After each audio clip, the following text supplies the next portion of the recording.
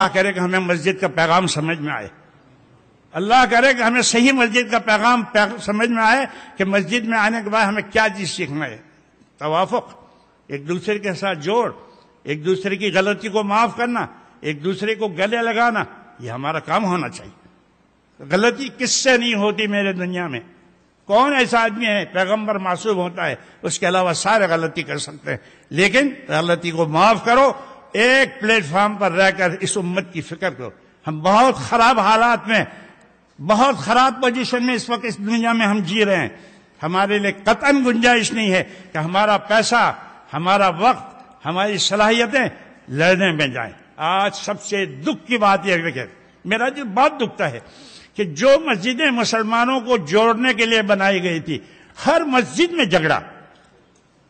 کوئی مسجد ایسی نہیں جس میں مقدمے نہیں ہو رہے، کوئی مسجد ایسی نہیں کہ جس میں کمیٹیوں میں جھگڑا نہیں ہو رہا۔ کیوں لڑتے ہو میرے بھائی، کیوں لڑتے ہو؟ یہ اللہ کا گھر ہے، میرا اور آپ کا نہیں ہے۔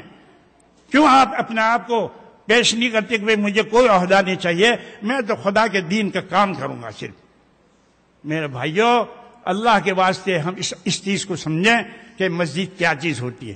مسجد میں کوئی بھی آدمی کام کرے اللہ کی رضامندی کے لیے کرے، چاہے اس کا کبھی نام نہ آئے، چاہے اس کو کوئی عہدہ نہ ملے، اس کو چاہیے کہ وہ خدا کی رضامندی کے لیے وہ اس کے لیے کام کرے اور آپس میں مل کر کریں۔ یہی مسجد کا پیغام ہے، اور یہی مختصر سے وقت میں آپ حضرات کے سامنے بات عرض کرنا چاہتا ہوں۔